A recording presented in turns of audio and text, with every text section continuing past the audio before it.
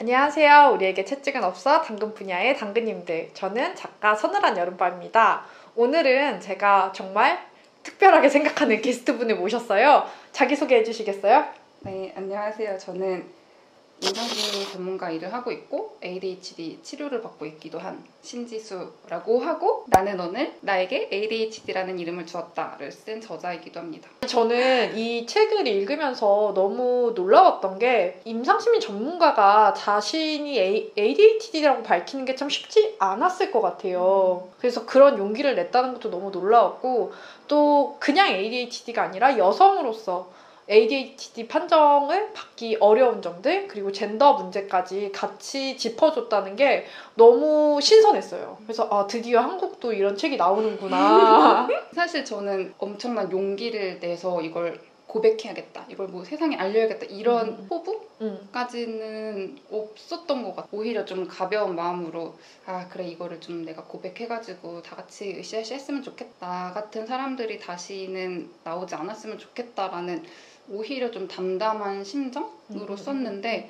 책이 나오고 나서 사람들이 되게 용기 있다, 어떻게 그럴 수가 있었냐라고 하시는 걸 듣고 내가 약간 큰일을 벌인 걸 수도 있겠다 이런 생각이 조금 들어서 무서워지긴 하더라고요.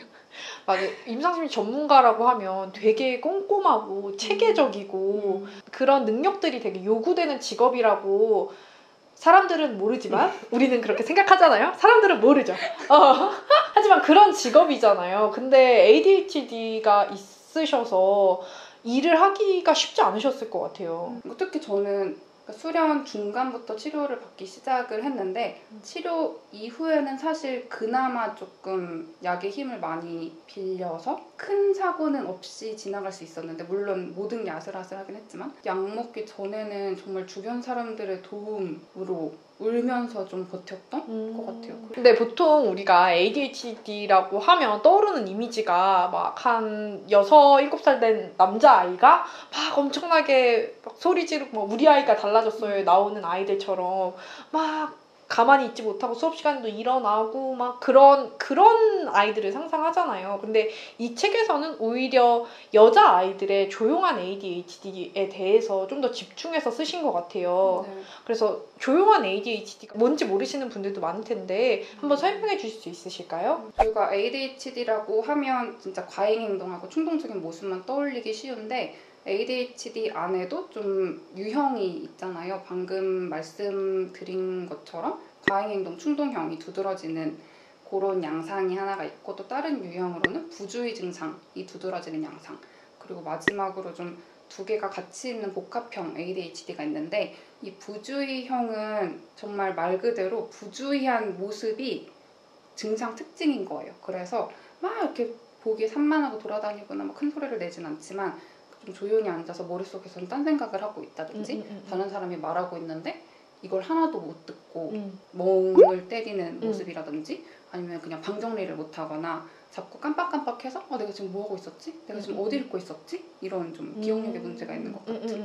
뭐 계획 세우기를 어려워하고 구조화가 어려웠고 무엇이 중요한지 몰라서 좀 일이 그르쳐지고 하는 모습들이 주 증상인 ADHD가 좀 조용한 ADHD라고 불리우는데, 사실 조용한이라는 말에서 알 수 있듯이 이게 겉으로 보기에 관찰되지가 않잖아요. 그래서 좀 사람들이 잘 모르는 게 큰 것 같아요. 또 ADHD 자체가 좀 아동들한테서 많이 발견이 되는 장애인데, 그러려면 어른들이 이 아이를 병원에 데려와야 하는데 좀 어른들은 괴롭지 않거든요. 부주의형 ADHD 아이들로 인해서. 부주의형 아이들은 그래봤자 뭐 공부를 못하거나, 그래봤자 좀 말을 잘 못 듣거나, 그래봤자 방정리를 못하거나, 뭘 조치를 취해야겠다는 생각보다는 얘가 뭔가 문제가 있는데 그냥 그러려니 좀 머리가 좀 나쁜 거 아이가? 아니면은 좀 노력을 안 하나? 그냥 요 정도? 생각하고 넘어가서 발견이 좀 어려운 것 같아요. 그럼 작가님은 어렸을 때 어떤 평가를 받는 아이였어요? 저는 혼합형이어서 땅에 발붙이고 다닐 수 없는 아이. 그러니까 예측할 수 없고 늘 사고를 치거나 당하고 다니고 친구들이랑 다투고, 그러니까 성가신 아이였던 것 같아요. 아까 말씀하셨듯이 여자 아이들의 경우 ADHD가 간과되기 쉽다라고 말씀하셨는데 왜 그럴까요? 핵심은 그러니까 심리학과 정신의학 전반에 걸쳐서 여성의 정신장애에 대한 좀 관심이 부족한 점이 가장 주요하게 꼽힐 것 같기는 해요. 정신 건강의 기준은 남성의 것이라는 게 있다 보니까 좀 여성의 정신 건강은 어떤지 아니면 여성의 정신은 어떤 식으로 좀 병리화되는지 이런 과정들에 대해서 잘 모른다는 게 가장 큰 문제처럼 보였어요. 저도 책에서 너무 놀랐던 게 내가 진단받는 의사의 성별에 따라서 나의 진단명이 달라질 수 있다는 거 그게 되게 놀랍더라고요. 그러니까 당연한 편견이 있을 수밖에 없다는 건 알고 있었는데 그게 진짜로 연구 결과로 나왔을 거라고는 생각을 못했어요. 저도 사실 그 논문을 제가 잘못 이해한 줄 알고 몇 번을 다시 읽었거든요. 같은 증상들의 목록을 의사들이 각각 읽고 이 사람의 진단명이 뭔지 좀 실험을 했는데 남자 의사는 여성에 있어서 더 우울증을 자주 진단을 내리고 여성 임상가는 조금 더 엄격한 기준을 갖고 진단을 내리는 이런 경향이 있었고 진짜 똑같은 증상인데 여자이기 때문에 기분장애로 진단이 되고 남자이기 때문에 ADHD로 진단이 되고 이런 게 사실 반복적으로 계속 드러나고 있는데도 안다는 거잖아요. 아, 임상가에 좀 편견이 있구나. 우리가 조금 더 좀 기준을 변화시켜야겠다. 아니면 좀 이런 편견에 대해서 교육을 해야겠다라고 생각할 법도 한데 알고 있지만 아 근데 이거는 우선순위가 아니야. 지금 다른 거 먼저 하자. 이렇게 되는 현상이 조금 저는 화가 났던 것 같아요. 우리나라는 사실 인종 간 차별에 대한 인식이 조금 낮잖아요. 근데 반면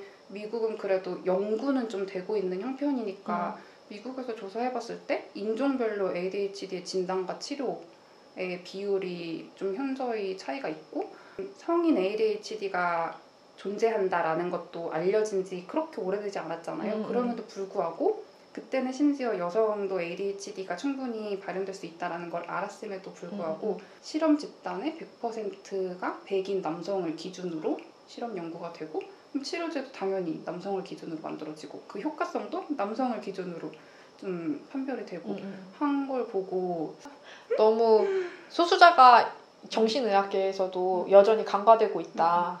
근데 그거에 대한 설명, 변명을 하잖아요. 의학계에서도 우리도 나름대로 이유가 있다라고 하는 걸 봤을 때 뭐 여성은 호르몬 때문에 뭐 생리를 하기 때문에 그 호르몬 주기를 맞추기가 너무 힘들다. 그것 때문에 약의 효과성을 보기가 어렵다. 그래서 우린 남성을 대상으로 하는 거야.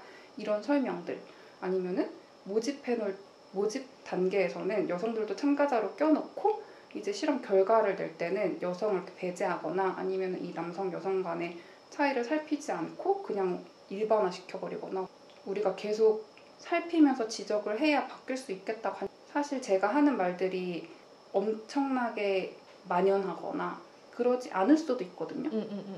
저도 관심 있는 부분을 좀 하다 보니까 저 역시 이거 자체를 그러니까 젠더 편향 자체를 저도 편향적인 시각으로 볼 수도 있어요. 근데 그럼에도 불구하고 말을 많이 해야 변화가 일어날 수 있겠죠. 저는 정신병리에 대해서 이야기할 때 늘 빠지지 않고 이야기하게 되는 게 자기 혐오인 것 같아요. 왜냐하면 병리가 있다는 거는 어쨌든 내가 사회에서 핏되지 않는 부분이 있다는 거잖아요. 그래서 여기 책에서도 좀 나와 있는데 여성 ADHD 환자로 살면서 느꼈던 자기 혐오 같은 것들이 있을까요? 진단을 받은 직후에 엄청 수치심이 몰려들었거든요. 근데 사실 그게 회피하고 싶었지만 그거 같아요. 그러니까 저는 사실 환자들한테 아유 ADHD 약 먹으면 좋아지니까 걱정하지 마세요. 아이, 그래도 부작용도 없는 거고 괜찮을 거예요 라고 말을 하지만 사실 제가 ADHD라고 했을 때 내가 그러면은 저 이제 정신과에 다니는 환자가 되는 거라고? 내가 정말 임상적으로 유의미한 수준으로 손상을 가진 인간이라고? 라고 하는 충격이 커서 자꾸 스스로 의식을 하게 되는 것 같아요. 내가 그 정도로 손상이 있는 사람이다. 내가 남들과 진짜로 달랐다. 내 주관적인 느낌이 아니라 정말 내가 뭔가 달랐구나 라는 생각 때문에 좀 소외감 같은 것도 자주 들고요. 요즘도 병원에 가면 사실 저도 여전히 정신과에 가서 심리검사를 하고 심리치료를 하지만 제가 임상심리학자로 병원에 갔을 때와 환자로서 정신과에 갔을 때 기분이 너무 다르거든요. 환자로 가서 대기실에 앉아있으면 방금 내가 지금 저 다른 옆 동네 정신과에서 왔는데 여기에 내가 환자로 앉아있을 때 갑자기 너무 떨리고 사람들이 뭔가 나를 더 보는 것 같고 그런 이상한 불쾌감과 불안감이 있기는 해요. 저도 처음에 정신과에 가서 양극성 장애 경향이 있다. 완전 진단까지는 아니지만 트레이시 있다라고 들었을 때 그것만은 아니길 바랬는데 그것만은 아니길 바랬는데 내가 다행히 요새는 우울증만 남아있어가지고요. 언제 다시 경조증이 찾아올지 모르지만 우울증과만 함께 살아가고 있습니다. 웃어도 되는지 모르겠네요. 웃으셔도 됩니다. 그게 사람이 다 마음에 걸리는 게 있는 거야. 나 이거 아닐까? 이거 아닐까? 아니었으면 좋겠는데 이런데 그거야. 알면서 부인하는 거지. 아니야 내가 그거일 리 없어. 난 그게 정말 싫어. 참 그랬답니다. 네, ADHD로 어떻게 보면 굉장히 고기능 ADHD이신 거잖아요. 임상심 전문가로 일을 한다는 건. 다른 ADHD 분들이 보면 절망하실 수도 있을 것 같아요. 왜냐하면 저 사람은 ADHD가 있는데 저렇게 책도 쓰고 인터뷰도 하고 자기 직업도 하는데 나는 내가 못나서 이 병과 함께 잘 살아가지 못하는 게 아닐까라고 생각하시는 분들도 있을 것 같아요. 근데 저도 그거에 대한 고민이 되게 많았어요. 그러니까 처음에는 책을 낼 때 내가 ADHD의 뭔가 하나의 롤모델이 되겠다. 나를 보고 좀 용기를 내셨으면 좋겠다. ADHD가 있어도 이렇게 잘 먹고 잘 살 수 있답니다. 이거를 보여주고 싶었는데 한편으로는 뭔가 제가 달라 보였나 봐요. 그러니까 거리감이 오히려 느껴지는? 저 사람은 저렇게 ADHD랑 잘 지내는데 나는 왜 아니지? 이걸 보면 저 사람 되게 경증인가? 아니면 나랑은 다른가? 저 사람은 머리가 엄청 좋나? 좀 나 같은 사람의 얘기를 듣고 싶다. 이런 말을 조금 많이 보기 시작하는 것 같아요, 요즘.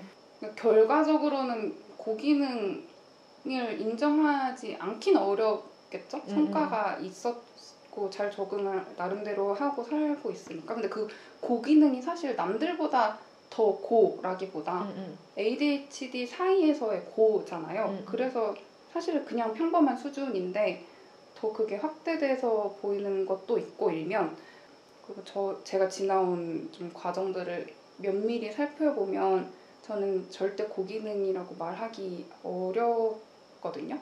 오히려 지능도 진짜 그냥 평범한 수준이고 다 아슬아슬하게 해온 대학교에 가서도 거의 졸업도 교수님들의 아량에 의해서 또 친구들의 도움으로 의해서 겨우겨우 졸업했고 대학원에 들어갈 때도 엄청 많이 떨어져서 1년 반 동안 막 너는 안 된다. 수련 들어갈 때도 너 지금 이력 보니까 딱 보니까 수련 받다가 도망갈 것 같은데 어떻게 너를 뽑냐 이런 말도 진짜 많이 듣고 성적 왜 이러냐 등수 왜 이러냐 이런 게 있는데 사실 결과적으로 봤을 때 그럼에도 불구하고 어쨌든 뭐 전문가라고 하고 대학원도 나왔다고 하니까 좋아 보이겠지만 사실 저는 그냥 ADHD랑 같이 굴렀던 것 같아요. 저는 포기하지 않은 사람인 거고 결코 다르지 않은 제 증상이 결코 경증이지도 않고 저 진짜 심한 증상들 많이 갖고 있고 근데 정말 포기하지 않았기 때문에 어떻게든 마무리가 돼서 여기까지 온 거고 다른 사람들의 도움을 좀 유별나게 많이 받은 것 같기는 해요. 도움을 많이 요청하기도 했고 저는 그나마 포기하지 않았고 운이 좋았고 주변에 도움으로 좋은 성과를 냈지만 다들 같은 상황이지는 못할 것 같아요. 저보다 더 심한 증상이 있을 수도 있고 어떻게 운이 나빴거나 이번에는 아니면은 주변에서 도움을 줄 만한 자원이 좀 부족했거나 환경이 좀 저랑 많이 달랐거나 해서 사실 그거는 우리의 잘못은 아니다. 제가 ADHD랑 같이 열심히 굴렀듯 다 다른 환경에 처한 ADHD인 사람들도 각자의 밭에서 구르면 지금보다는 그래도 만족할 만한 좀 나를 만날 수 있지 않을까라는 생각? 아마 이 동영상을 보시고 나도 ADHD가 아닐까? 라고 생각하시는 분들도 있으실 것 같고 나는 ADHD야. 나 알 것 같아. 근데 치료받기가 되게 무서워 라고 생각하시는 분들도 되게 많으실 것 같아요. 혹시 그런 분들한테 어떤 이야기를 해주고 싶으세요? 저는 일단 진단을 의심하는 분들은 그 책의 진단 기준 되게 짧은 거 이렇게 테스트 설문지가 있잖아요. 네. 그걸 보면서 되게 흥미로운 걸 봤는데 진짜 제가 봐도 저 사람 좀 의심될 만하다라는 사람은 이 설문지를 보고 아 누가 아니래, 아 이거는 좀 그렇다라고 꼭 말을 하고, 제가 봐도 아닌 사람을 읽고, 아 나 맞는 것 같았는데 이거 보니까 아닌 거 알겠더라, 내가 이 정도는 아니더라, 이렇게 진짜 딱 이분법적으로 떨어지더라고. 그래서 이 설문지 되게 타당하다, 신뢰가 있다. 그래서 한번 해보시고 거기서 뭔가 의심이 된다 싶으면은, 사실 요즘 ADHD에 대한 경험담이 많잖아요. 제 책도 있고 뭐 젊은 ADHD 슬픔도 좀 ADHD가 있는 사람으로서의 경험들이 많이 나와 있는데, 그걸 읽어보셨을 때 너무 그게 깊이 공감이 간다. 내 얘기다. 아 너무 갑자기 진정한 나를 만난 것 같다 싶으면은 사실 다분히 가능성이 있는 거니까 한번 꼭 검사를 받아보시는 걸 진짜 추천드려요. 그리고 치료 같은 경우에는 사실 두려운 마음은 이해가 갑니다. 근데 저는 좀 그게 있는 것 같아요. 제가 ADHD에 대한 책을 내보낸 후에 ADHD가 있는 친구들을 진짜 많이 만나게 되었거든요. 근데 그게 그렇게까지 즐거운 일인지 몰랐어요. 내가 힘들었던 부분을 저 사람도 똑같이 겪어왔고 또 나름의 해결책이 있어서 공유할 수 있는 사람이 있고, 이게 너무 재밌고 신기하고 웃기는 거예요. 되게 유쾌한 장애를 공유한다, 정신장애를 공유한다. 이거는 진짜 엄청난 동질감을 느낄 수 있는 내 집단이 생기는 거라서 내 동료들이 저기에 기다리고 있다. 내가 진단과 치료를 받기 시작하면 이제 딱 진료실에서 나오는 순간 저기 내 친구들이 있을 거다. 이 모습을 상상하면 또 그래도 용기가 나는? 그러니까 나뿐만이 아니라는 걸 조금 기억할 수 있는 거니까, 아 내가 지금도 어떻게든 좀 이렇게 열심히 살아봤는데 치료를 받으면은 여기서 더 나아질 수 있다고? 이런 기대? 여기서 뭐가 좋아진다는 거지? 이런 설레에 조금 더 집중하면서 용기를 내보시기를 바랄 것 같아요. 네, 저도 정신과 치료 받고 있는 사람으로서 약 먹으면 한결 나아집니다. 인생의 난이도가 조금 떨어져요. 그러니까 화나. 뭐? 일반인들은 이렇게 살고 있었다고? 맞아요. 그래서 니네가 성격이 좋구나. 진짜. 내 성격이 꼬인 거는 내 탓이 아니야. 내 병리 탓이야. 배신감 느껴지잖아요. 나는 오늘 나에게 ADHD라는 이름을 주었다 라는 책의 저자를 모시고 ADHD와 또 여성 ADHD에 대해서 이야기를 나눠봤어요. 아마 이 동영상을 보시고 나도 검사를 받아봐야겠네, 나도 치료를 좀 받아봐야겠네 라고 생각하시는 분들은 이 책에 있는 자가검진표 한번 참고해 주시면 좋을 것 같고요. 저는 어떤 정신병리가 있더라도 다 그 장애와 함께 살아가는 법을 익히게 되는 것 같아요, 결국에는. 그래서 내가 어떤 장애가 있더라도 너무 겁먹지 마시고 치료를 받으시고 인생의 난이도를 조금 떨어뜨릴 수 있는 기회를 다들 잡으셨으면 좋겠습니다. 왜냐하면 인생 그냥 살기도 힘드니까요. 그러면 우리는 또 다음 시간에 다른 이야기로 만나요. 안녕!